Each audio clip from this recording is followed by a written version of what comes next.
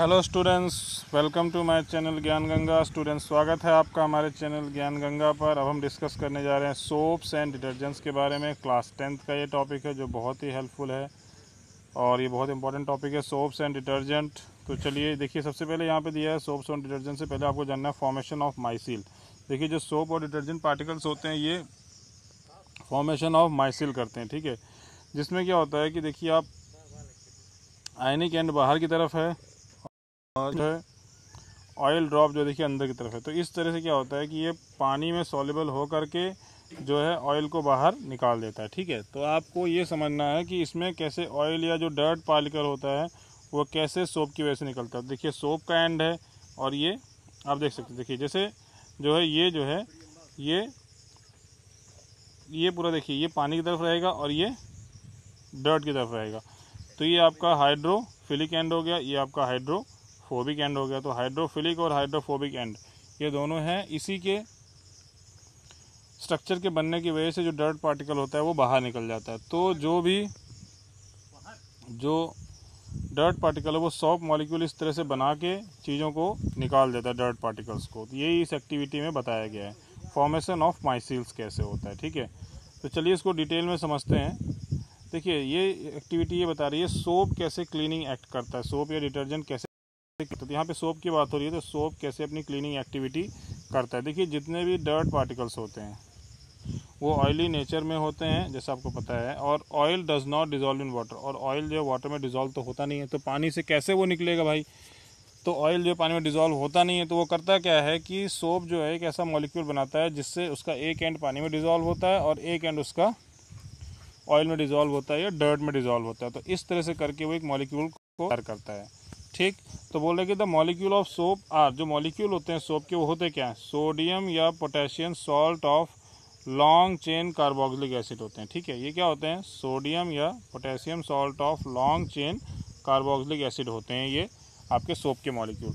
और इनका जो आयोनिक एंड होता है सोप का वो डिजॉल्व होता है वाटर में, और जो कार्बन चेन होता है वो डिजॉल्व होता है ऑयल में। तो आपको इसी तरह से इसको याद रखना है कि जो आयोनिक एंड है वो डिजॉल्व होता है वाटर में, और जो इनका कार्बन चेन है वो डिजॉल्व होता है ऑयल में। यानी कि जो माइसिल पार्टिकल जो सोप के द्वारा बनता है उसमें से एक जो एंड होता है उसका वो डिजॉल्व होता है वाटर में और एक एंड डिजॉल्व होता है ऑयल में। तो इस तरह से ये पार्टिकल को बना करके फिर ये क्या करता है कि ये डर्ट पार्टिकल को बाहर खींच लेता है, ठीक है। तो द सोप मॉलिक्यूल दस फॉर्म स्ट्रक्चर कॉल्ड माइसिल। जो सोप मॉलिक्यूल्स होते हैं वो एक स्ट्रक्चर फॉर्म करते हैं जिसको क्या बोलते हैं, माइसिल बोलते हैं, ठीक है। जो सोप मॉलिक्यूल वो एक स्ट्रक्चर फॉर्म करते हैं जिसको क्या बोलते हैं, माइसिल बोलते हैं, ठीक है। हाँ, where one end of the molecule is towards the oil product, जिसमें वन एंड होता है मॉलिक्यूल का वो ऑयल ड्रॉपलेट की तरफ होता है, while the ionic and faces outside, और जो आयनिक एंड होता है वो बाहर की तरफ होता है। तो याद रखिएगा, आयनिक एंड हमेशा बाहर होता है और जो दूसरा इसका एंड होता है वो कार्बन कंपाउंड की तरफ होता है, यानी कि डर्ट की तरफ होगा। तो आप इसमें दो तरह का अटैचमेंट देख सकते हैं, एक पानी की तरफ और एक डर्ट की तरफ। इस तरह से क्या होता है, this forms an emulsion in water, इसकी वजह से क्या होता है, एक इमल्शन बनता है पानी में। द सोप माइसिल दस helps in dissolving the dirt in water. तो इस तरह से जो सोप माइसिल है वो हेल्प करता है डर्ट को वाटर में डिजॉल्व करने में। अदरवाइज देखिए, जो डर्ट होता है वो वाटर में डिजॉल्व नहीं होता है, ठीक है। तो लेकिन इस माइसिल के बनने की वजह से, इसमें दो एंड होने की वजह से वो किसी न किसी तरीके से जाके वहाँ पे डिजॉल्व हो जा रहा है पानी में। तो ये पूरा माइसिल के बारे में। चलिए इसको और डिटेल में समझते हैं। माइसिल में क्या बता रहा है, क्या होता है माइसिल में। देखिए, बता रहा है कि सोप्स क्या है, आपको पता है, soaps are molecules in which two ends have different properties. Soaps ऐसे मॉलिक्यूल्स हैं, वो ऐसे माइसिल्स बनाते हैं, ऐसे मॉलिक्यूल्स बनाते हैं जिसमें डिफरेंट प्रॉपर्टीज़ होती है। क्या, वन होता है हाइड्रोफिलिक। हाइड्रोफिलिक का मतलब होता है जो पानी की तरफ अट्रैक्टेड हो, यानी कि जो पानी के साथ चिपक जाए। तो हाइड्रोफिलिक, फिलिक मतलब होता है लविंग, हाइड्रो मतलब वाटर, यानी कि जो पानी की तरफ अट्रैक्ट होता है उसको बोलते हैं हाइड्रोफिलिक। एक हाइड्रोफिलिक एंड बनाता है और दूसरा जो होता है हाइड्रोफोबिक एंड बनाता है। तो मतलब एक मॉलिक्यूल के दो पार्ट्स होते हैं। जैसे देखिए, ये है हमारा, इसमें आप देख सकते हैं ये कौन सा है, हाइड्रोफिलिक एंड, मतलब ये पानी की तरफ रहेगा। और ये कौन सा है, हाइड्रोफोबिक एंड, मतलब ये पानी से दूर रहेगा। तो ये यानी कि ऑयल या डर्ट पार्टिकल की तरफ हो जाएगा। तो एक एंड ऑयल या डर्ट पार्टिकल की तरफ होगा, दूसरा एंड पानी की तरफ होगा।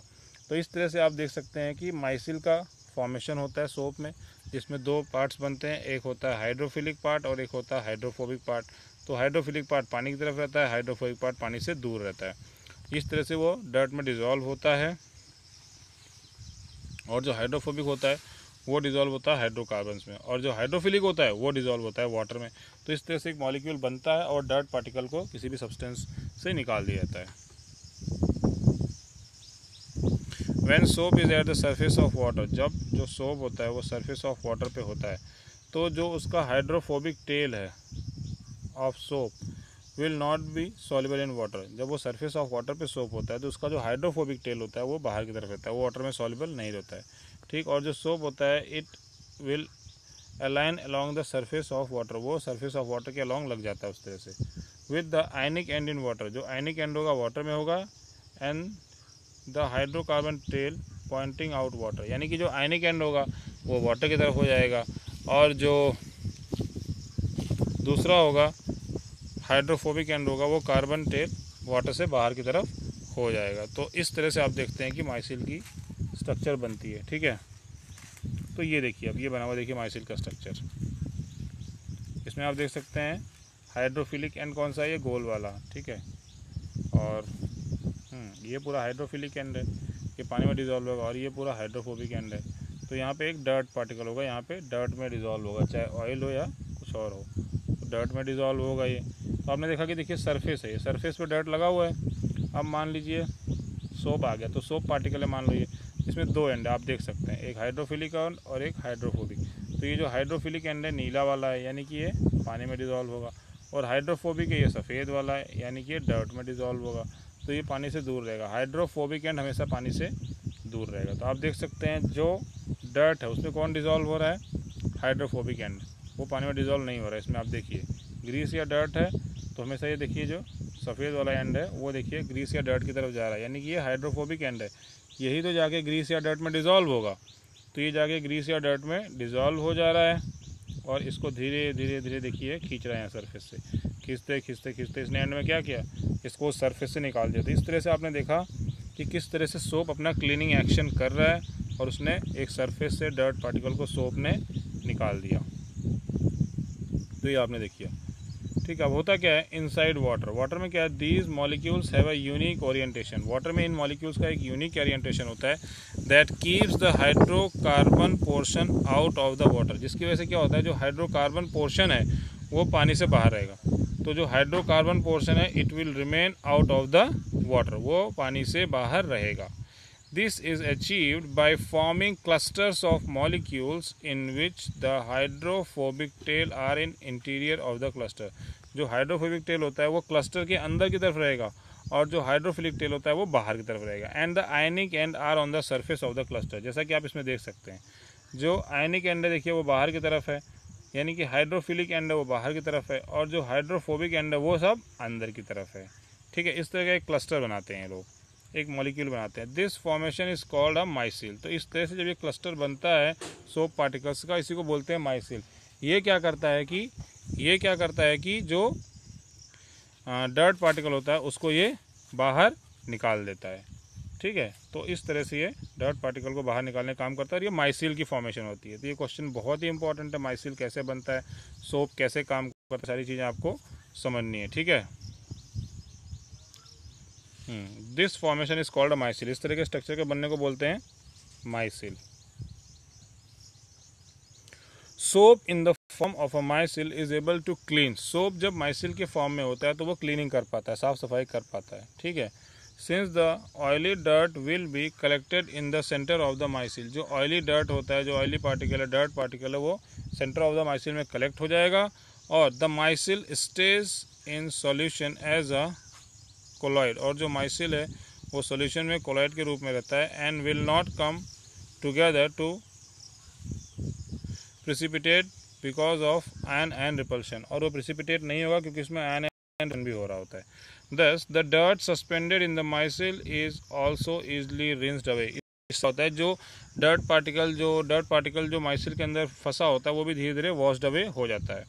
The soap micelles are large enough to scatter light, और सोप माइसिल्स जो होते हैं वो इतने बड़े होते हैं कि वो लाइट को स्कैटर कर सकते हैं। Hence a soap solution appears cloudy, और इसलिए जो होता है जो सोप सॉल्यूशन होता है वो हमें क्लाउडी अपीयर होता है, वो हमें क्लाउडी दिखाई देता है। तो ये आपने देखा कि effect of soap in cleaning, किस तरह से सोप अपना इफेक्ट करता है क्लीनिंग में। बहुत ही आसान तरीके से यहाँ समझाया गया कि भाई हाइड्रोफिलिक एंड जो होता है वो वाटर की तरफ रहेगा, हाइड्रोफोबिक एंड जो होता है वो डर्ट की तरफ रहेगा, और इस तरह से जो डर्ट होता है वो वाटर में डिज़ोल्व होके इसकी हेल्प से, माइसिल की मदद से, पानी से, साबुन से मिला के हम कपड़े को धो पाते हैं, या पानी से साबुन किसी भी चीज़ को हम धुलते हैं जहाँ भी डर्ट पार्टिकल होता है, तो साबुन या निरमा साबुन जो होता है वो क्या करता है, डर्ट पार्टिकल को आसानी से निकालने में मदद करता है, क्योंकि ये माइसिल के स्ट्रक्चर का फॉर्मेशन करता है और ये जो है डर्ट पार्टिकल को पकड़ के वहाँ से हटा देता है। तो सोप का बहुत बड़ा रोल होता है डर्ट को हटाने में, यानी कि गंदगी को हटाने में सोप का बहुत बड़ा रोल होता है, साबुन का बहुत बड़ा रोल होता है।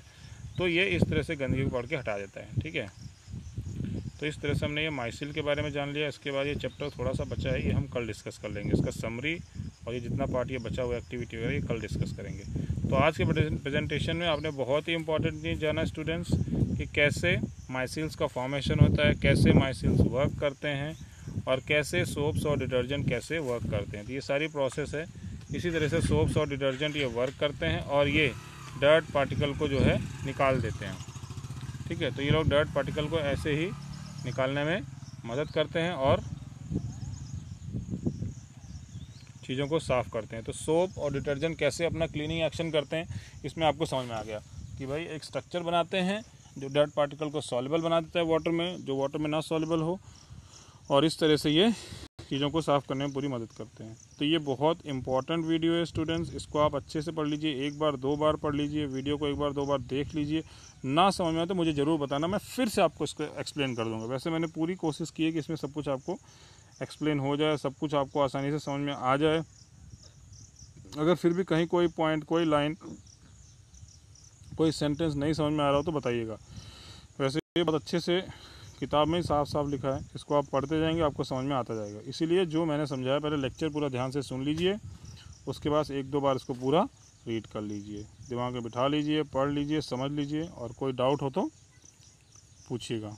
तो इसके बाद स्टूडेंट्स बस नेक्स्ट लेक्चर में हम थोड़ा सा ये जो है इसको पढ़ के हम अपना ख़त्म कर देंगे चैप्टर, और साथ में फिर आपको एक्सरसाइजेस करनी है, पूरा अच्छे से सॉल्व करना है। ये क्वेश्चन जो भी आपको ना समझ में आए आपको पूछना है, ठीक है। तो इसको अच्छे से पढ़िए, समझिए, नोट्स बनाइए, क्वेश्चन आंसर सॉल्व कीजिए, वीडियो को अच्छे से देखिए। कोई भी चीज़ में ना समझ में आ रही हो तो वो मुझे ज़रूर बताइएगा, क्योंकि जब आप बताएंगे तभी हम अपनी कमियों पर भी फोकस कर पाएंगे। तो कोई पॉइंट नहीं क्लियर हो तो आप ज़रूर बताना। तो नेक्स्ट प्रेजेंटेशन में हम ये नेक्स्ट पेज डिस्कस करेंगे, एक्टिविटी 4.12, 4.11, और ये थोड़ा सा जो बचा है और ये समरी, ये पूरा नेक्स्ट प्रेजेंटेशन में डिस्कस करेंगे। फिलहाल आप अच्छे से पढ़िए, समझिए, सारे क्वेश्चन आंसर सॉल्व कीजिए, और कोई डाउट हो तो पूछिए। और ये चीज़ें आप बना बना के प्रैक्टिस करिएगा। ये डायग्राम वगैरह अगर आप बना के लिख के प्रैक्टिस करेंगे तो आपके लिए ज़्यादा अच्छा रहेगा। और सारे क्वेश्चन आंसर ज़रूर सॉल्व करिए, एक भी क्वेश्चन छोड़ना नहीं है। जैसे यहाँ देखिए 2 क्वेश्चन दिए, इसको भी करना है, बीच में कोई क्वेश्चन दिया था उसको भी करना है, चैप्टर के बीच में दिए हों उसको भी करना है, और ये चैप्टर के लास्ट में जो ढेर सारे क्वेश्चंस दिए हैं, ये पूरी एक्सरसाइज, ये पूरी तो आपको एक्सरसाइज करनी है। इसमें पूरे दिए हैं 15 ये, और जो बीच बीच में जो दिए हैं उनको भी आपको करना है, ठीक है। तो अच्छे से पढ़िए, समझिए, जो डाउट हो पूछिए। मिलते हैं नेक्स्ट प्रेजेंटेशन में। Thank you.